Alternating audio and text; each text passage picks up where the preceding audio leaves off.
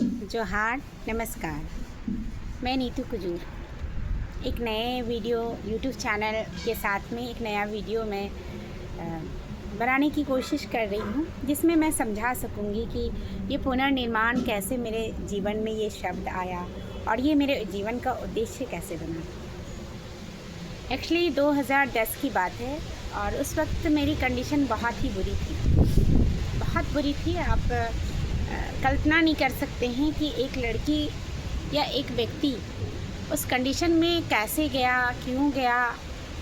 हम बहुत सारे चीज़ों पे, बहुत सारे परिप्रेक्ष्य पे बातचीत करेंगे और इसके लिए कौन जिम्मेवार है, इन सब सारी चीज़ों को मैं एकदम सच्चाई के साथ आपके पास रखूँगी, ताकि यदि कोई पर्सन, यदि कोई व्यक्ति इन सारी चीज़ों से सफ़र कर रहा होगा तो वो मुझसे रिलेट कर सकता है और अपनी ज़िंदगी को वो एक मौका दे सकता है। क्योंकि क्वांटम फिजिक्स ने ये प्रमाणित कर दिया है, क्वांटम फिजिक्स प्रमाणित करती है कि संभावनाएं हमेशा है। बस आपके अंदर ही वो मोटिवेशन है जिसको कि जगाने की ज़रूरत है। ओशो हमेशा कहते हैं कि आप ज़िंदगी को अवेयर होकर जियो, खुद ब खुद सारी चीज़ें घटने लग जाएंगी। यदि हम अपनी सांसों को ही ध्यान से देखते हैं तो हम कब ध्यान में चले जाएंगे हमें भी पता नहीं चलेगा। तो बहुत सारी चीज़ें हमारे पास खुद ही रहती है, लेकिन हम क्या है ना कि बहुत, जिसको कि हम लोग बोलते हैं जैसे तैसे हम अपनी ज़िंदगी को जीते हैं। तो मैं उन लोगों के लिए क्या ही कहूँगी जो जैसे तैसे अपनी ज़िंदगी को जीते हैं। मैं तो उनके लिए काम करना चाहती हूँ, या उनके लिए मेरी कोशिश रहेगी जो अपनी ज़िंदगी को वाकई में बेहतर तरीके से समझते हों और इस जीवन का उद्देश्य को जिन्होंने जाना है या उद्देश्य को जानना चाहते हैं, मैं उनके लिए ये काम कर रही हूँ या करना चाहती हूँ। तो मैं बता रही थी 2010 में जब मैं काफ़ी स्ट्रगल कर रही थी, उस वक्त मेरी दीदी की बेटी वो 10th क्लास में थी। ICSE बोर्ड की 10th क्लास की बुक में एक निर्माण करके एक कविता है। तो वो इंग्लिश मीडियम के ज़्यादातर बच्चों को आप देखोगे कि उनकी हिंदी वीक रहती है या हिंदी की तरफ उनको उतना इंटरेस्ट नहीं रहता है। तो मैं उसे हिंदी पढ़ा रही थी और इत्तेफाकन कहिए कि ये कविता मुझे पढ़ने का मौका मिला। उस बच्ची को मैंने कितना समझाया ये तो मुझे नहीं पता, लेकिन उसने मेरे जीवन का टर्निंग पॉइंट तय कर दिया उस कविता ने। जी हाँ, हरिवंश राय बच्चन की वो कविता है निर्माण। कहते हैं कि हरिवंश राय बच्चन के जीवन में भी एक टाइम ऐसा वक्त आया था जब उनकी पत्नी का देहांत हो गया था और काफ़ी वो नीरस होकर ज़िंदगी को जी रहे थे। तब उन्होंने ये कविता लिखी थी। वो बताते हैं इस कविता में कि एक चिड़िया तिनका तिनका चुनकर एक घोंसला बनाती है और उस घोंसले में अपना जीवन सजाती है, अपने अंडे देती है, अपने बच्चे जन्म करती है और बहुत ही सहेजते हुए उस घोंसले को वो घोंसले के लिए वो सपने देखती है, सपने बुनती है। अचानक एक दिन आंधी तूफान आता है और वो घोंसला और वो बच्चे तहस नहस हो जाते हैं, लेकिन वो चिड़िया बैठ के विलाप नहीं करती। और उस कहानी ने उनके जीवन को बदल दिया और उन्होंने दूसरी शादी की और आज हमारे महानायक अमिताभ बच्चन हमें इस दुनिया को दिया, हमारे देश को, पूरे ब्रह्मांड को, पूरे विश्व को। आज अमिताभ बच्चन जी किस पोजीशन पे हैं वो हम सबको पता है। तो मेरे लिए भी ये जो निर्माण शब्द है ना, वाकई में बहुत मुझे टची लगा। मैं काफ़ी सफ़र कर रही थी, काफ़ी डरी हुई सिचुएशन में थी, बहुत ही मेरी कॉन्फिडेंस लेवल इतनी गिरी हुई कि मैं क्या ही बताऊं। मुझे वो सिचुएशन को आज मैं जब याद करती हूँ तो मुझे खुद मैं उस सिचुएशन से डर जाती हूँ। मैं काफ़ी डरती थी। इवन मुझे उन लोगों के जैसे कोई भी दिखते थे जिन लोगों ने मुझे दुख दिया तो मैं सडन बेहोश हो जाती थी। मेरी कंडीशन बहुत ही बुरी थी। आने वाली कड़ी में मैं जाहिर तौर पे अपने जीवन से जुड़े हुए मुद्दों को उजागर करूँगी, लेकिन आज मैं इस वीडियो में आपको बताना चाहूँगी कि इस चैनल को बनाने का मेरा मोटिव क्या है और कैसे मैंने शुरुआत की। वैसे ये शब्द तो मेरे जहन में उसी समय आ गया था जब मैंने ये कविता अपनी बेटी को पढ़ाया था, निर्माण, नीड़ का निर्माण नीड़ का निर्माण फिर। ये कविता मेरे लिए सिर्फ चंद लिखी हुई लाइनें नहीं है, ये मेरे लिए जीवन है। और देखो, आपकी लाइफ में जीवन का टर्निंग पॉइंट कुछ भी हो सकता है, वो तो आप डिसाइड करोगे ना। जैसे मैंने डिसाइड किया कि मेरे जीवन का उद्देश्य पुनर्निर्माण होगा। मैं खुद को बहुत जल्द से जल्द ठीक कराना चाहती थी कि कैसे भी किसी भी तरीके से मैं ठीक हो जाऊं। लेकिन जो समय लगना है वो तो लगेगा ही लगेगा, लेकिन हम इसके लिए हम तय नहीं कर सकते हैं कि हमारी तकदीर या हमारा डेस्टिनी, हमारा किस्मत हमें कहाँ ले जाएगा। हम तो बस सपोर्ट कर सकते हैं। तो मैंने भी वही किया। उस वक्त मेरी कंडीशन इतनी बुरी थी कि मैं खुद को फेस नहीं कर पाती थी। मिरर में मैंने सालों साल मैंने खुद को कभी मिरर में नहीं देखा, लेकिन मुझे लगता था कि मैं एक दिन बहुत जल्द शीघ्र ठीक हो जाऊंगी और मैं खुद के लिए तो इंस्पिरेशन बनूंगी ही बनूंगी, मैं लोगों के लिए भी इंस्पिरेशन बनूंगी। लेकिन कहते हैं ना कि हम जो सोचते हैं ये ब्रह्मांड हमसे अधिक हमारे लिए सोचता है। शायद उस वक्त हमें पता चले ना चले, लेकिन एक दिन हमें ज़रूर वो पता चलता है। तो 2022 के लगभग मैं धीरे धीरे ठीक होने लगी। ठीक क्या होंगी, उस वक्त मेरी ज़िंदगी में एक त्रासदी घटा। 22 दिसंबर 2022 के आसपास का दिन है वो, 21-22 यही डेट रहा होगा। मुझे फूल गोभी बहुत पसंद है। तो बचपन से मुझे यदि कोई, वैसे तो मैं वेजिटेरियन हूँ, घास फूस खाती हूँ, तो वो मुझसे यदि पूछा जाए कि तुम्हें कौन सी सब्ज़ी बहुत पसंद है, तो मुझे फूल गोभी बहुत पसंद शुरू से। और मुझे ईश्वर ने वही मना कर दिया, मीन्स कि मुझे इतनी प्रॉब्लम्स हुई। और तब मुझे पता चला बॉडी में बहुत पेन होते थे। मेरे सर्वाइकल के नस दबे हुए थे, कमर के नस दबे हुए थे, भयंकर साइटिका का दर्द मैंने झेला, मतलब बहुत दर्द मैंने झेला है ऑलरेडी। तो उस वक्त मेरे साथ एक और एक्सीडेंटल चीज़ हुई जो मेरे लिए अनएक्सपेक्टेड था। वैसे तो 15-16 दिसंबर आसपास से ही मुझे दर्द स्टार्ट हो गए थे, लेकिन मैं डिनाई करती रही।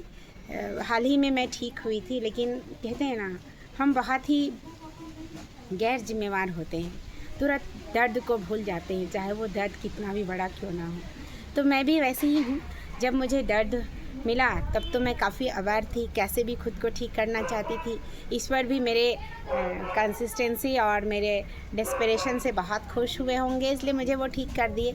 लेकिन आने वाली ही कड़ी में वो मेरी परीक्षा ले रहे हैं। सडन 22 तारीख को ऐसा हुआ कि फूलगोभी बना हुआ था। 2-3 दिन मैंने फूलगोभी की सब्ज़ी बड़े चाव से खाई और मुझे दर्द ऑलरेडी हो रहे थे।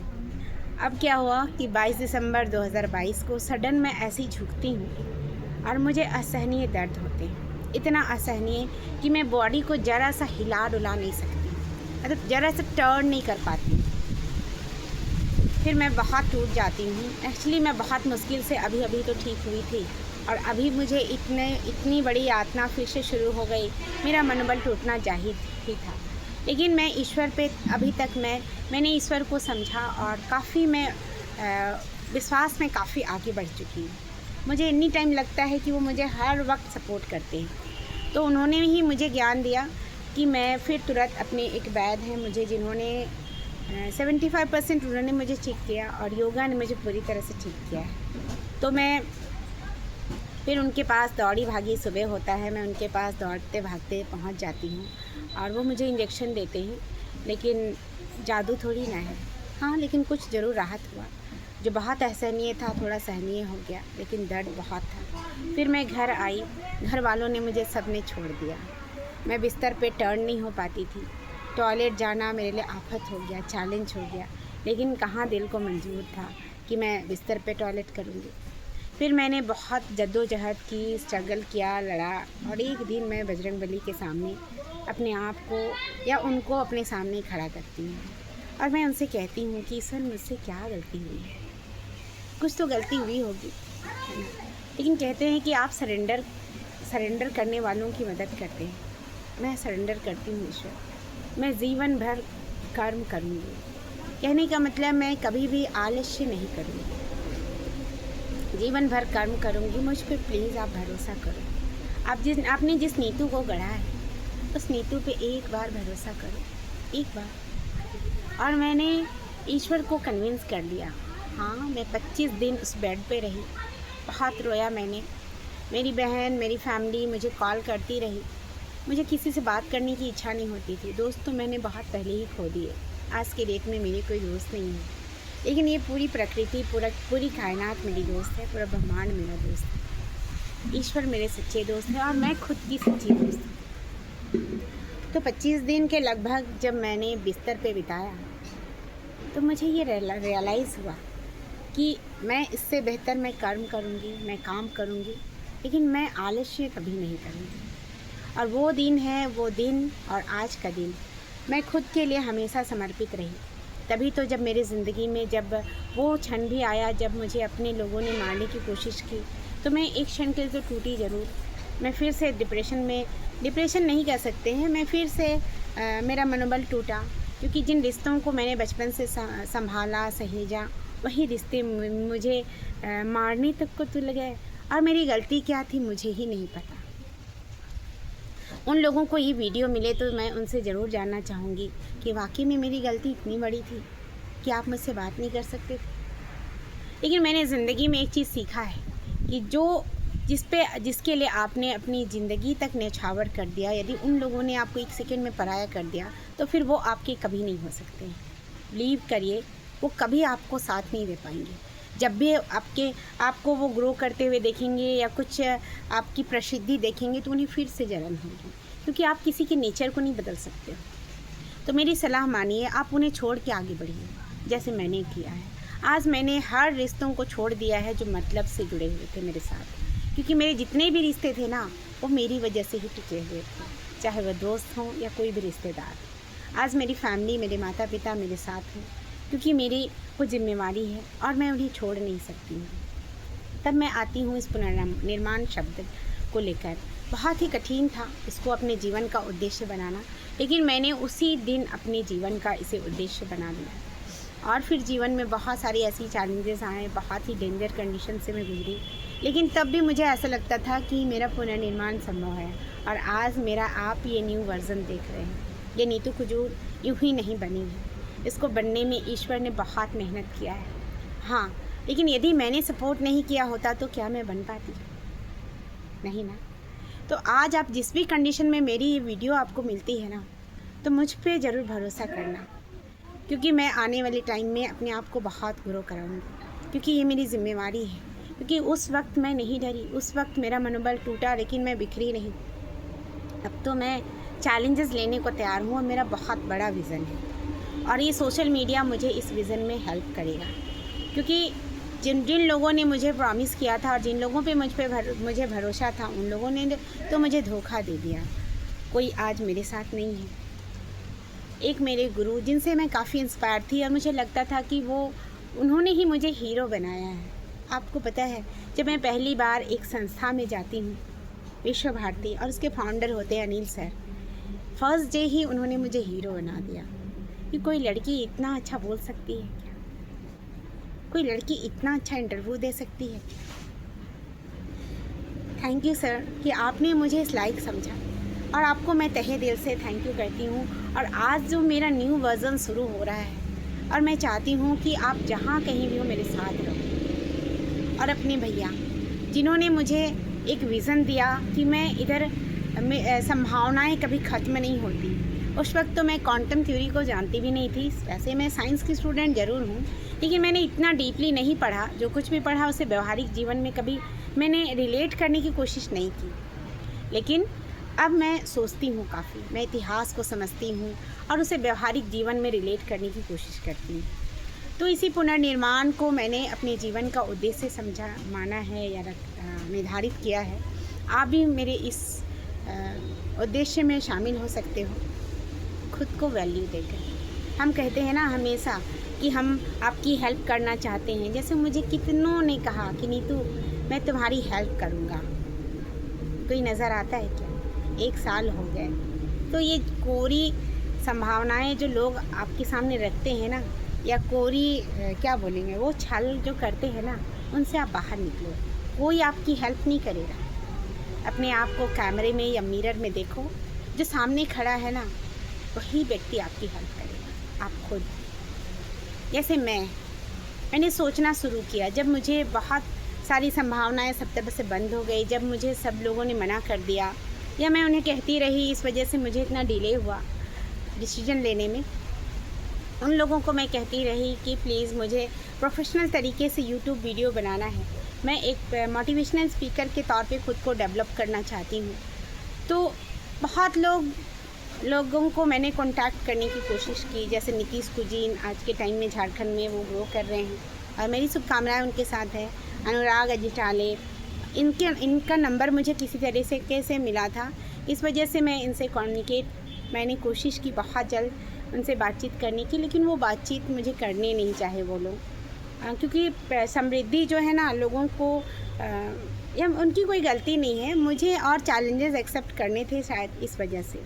तो कोई बात नहीं, आज मैंने खुद ही को संभालना और खुद ही को ग्रो करने के लिए खुद की हेल्प की है और मैं वो हमेशा करती रहूँगी। और अब मेरी वीडियोस हमेशा कंटिन्यू रहेगी, क्योंकि मुझे ऐसे ही लगता था कि मैं एक प्रोफेशनल के तौर पे खुद को डेवलप करूं। जैसे संदीप महेश्वरी हो गए, बहुत सारे ऐसे हैं यूट्यूबर, उद्धव पटानी जी हैं, फिर सागर सर हैं और बहुत सारे ऐसे लोग हैं जो आज के टाइम में एक मोटिवेशनल स्पीकर के तौर पे हैं और काफ़ी वो डेवलप हैं, काफ़ी ग्रो उन्होंने किया है। तो मैं भी उनके जैसा एक प्रोफेशनल यूट्यूबर बनना चाहती हूँ। मतलब चाहती क्या हूँ, मतलब कोशिश करना चाहती थी कि कोई मुझे सपोर्ट करता और मैं इस तरीके के वीडियोस बनाती, लेकिन वो संभव नहीं हो पाया। तो आज मैंने खुद की हेल्प की है और ये वीडियो आपके सामने लाने की कोशिश की है और वो कंटिन्यू रहेगा। अब कोई एक्सक्यूज़ नहीं रहेगा इस वजह से मेरी वीडियोस नहीं आती थी, क्योंकि मैंने इससे पहले एक अपना नया ऑलरेडी मेरा एक यूट्यूब चैनल है नीतू संग जीवन, वो मैंने ऐसे ही खेल में बना दिया था और मुझे वाकई में समझ में बिल्कुल ही नहीं था कि मुझे उस चैनल के ज़रिए करना क्या है। मीन्स मुझे ऑब्जेक्टिव्स तो पता थे कि मुझे मोटिवेशनल स्पीकर के तौर पे खुद को डेवलप करना है, क्योंकि आज का जो दौर है ना, पल पल लोगों का मनोबल टूटता है और निसंदेह उन्हें संभालने की ज़रूरत है। और मैं वो जिम्मेदारी बेहतर तरीके से ले सकती हूँ, इसलिए बेहतर तरीके से ले सकती हूँ ना, क्योंकि मैंने खुद उन सब चीज़ों को फेस किया है और किसी ने मेरी हेल्प नहीं की, लेकिन भी मैंने अपने आप को उबारा है। तो आप निश्चित तौर पे या जिस भी कंडीशन में आप होगे, आप ठीक हो सकते हो। पुनर्निर्माण संभव है कहीं भी, चाहे परिस्थितियाँ कैसी भी। आप मेरी इस बात को याद रखो, आप हमेशा से ठीक हो सकते हो, चाहे आप किस भी कंडीशन में हो। आप हमेशा से सफल हो सकते हो, चाहे आप किसी भी कंडीशन में हो। हाँ, लोगों ने सफलता की मायने या परिभाषाएं बहुत बदल दी है। असफल वही व्यक्ति है जो कोई पोस्ट होल्ड करता हो, असफल वो व्यक्ति है जिसके पास बहुत सारे पैसे हो। कौन जानता है यदि ऐसा रहता तो अनिल अंबानी, मुकेश अंबानी के जो बेटे हैं ना, उनको कौन सी इतनी बड़ी बीमारी है ना, वो चाहते तो पूरी दुनिया खरीद सकते हैं। तो कुछ चीज़ें हम डिसाइड नहीं करते हैं, वो ऊपर वाला डिसाइड करता है ना, हम तो सिर्फ कोशिशें कर सकते हैं। और मेरा कहना है कि दुखी और खुशी, इन दोनों में आप किसको चुनते हैं, ये आप पे डिपेंड करता है। जिसको भी आप चुनेंगे, आप उसी के जैसा बनेंगे। और ये मैं नहीं कहती हूँ, ये सभी लोग कहते हैं, इवन आप भी कहते हैं, है ना, कि जैसी संगत वैसी किस्मत। तो आने वाले वीडियोस में मैं अपने सारे विज़न को सीक्वेंस में लाऊंगी। इसके लिए मैं बहुत काम कर रही हूँ। कृपया मुझे सपोर्ट करें, मेरे यूट्यूब चैनल को सपोर्ट करें, मुझे सब्सक्राइब करें। मोटिवेशन मेरे जीवन का, पुनर्निर्माण मेरे जीवन का उद्देश्य, ये मेरा यूट्यूब चैनल का नाम है। आप इस चैनल को सब्सक्राइब करें, लाइक करें, कमेंट करें। इवन मैं तो चाहती हूँ आपकी सजेशंस मुझे मिलें कि मैं कैसे काम करूँ, और यदि कोई वाकई में मेरी हेल्प करना चाहता है तो उन्हें भी मैं स्वागत करती हूँ, क्योंकि मैं चाहती तो हूँ कि लोग मुझसे जुड़े, लेकिन सच्ची सोच के साथ। उनका कोई स्वार्थ होगा तो कृपया मुझसे ना जुड़ें, क्योंकि मैं किसी लालच में आके मैंने वैसे भी अपनी ज़िंदगी को हल कर दिया, और ईश्वर मुझे कितना दंड देंगे बताओ ना। तो मुझे भी तो सुधरना होगा ना। किसी की अच्छाई जब अभिशाप बन जाए, वो मैंने खुद किया है अपनी ज़िंदगी पे। अब मुझ में इतनी क्षमता नहीं है कि मैं उस तरीके के लोगों को के लिए हेल्प करूं। मैं निश्चित तौर पे हेल्प करना चाहती हूं, लेकिन वैसे लोगों को जो खुद की ज़िंदगी को बदलना चाहते हैं, खुद के गोल के लिए काम करना चाहते हैं, लेकिन सकारात्मक वे में। मुझसे जुड़े रहने के लिए, मुझे सराहने के लिए, सपोर्ट करने के लिए, मेरे यूट्यूब चैनल को सब्सक्राइब करने के लिए और ईच एंड एवरी चीज़ों के लिए आप सभी को तहे दिल से धन्यवाद। Thank you so much.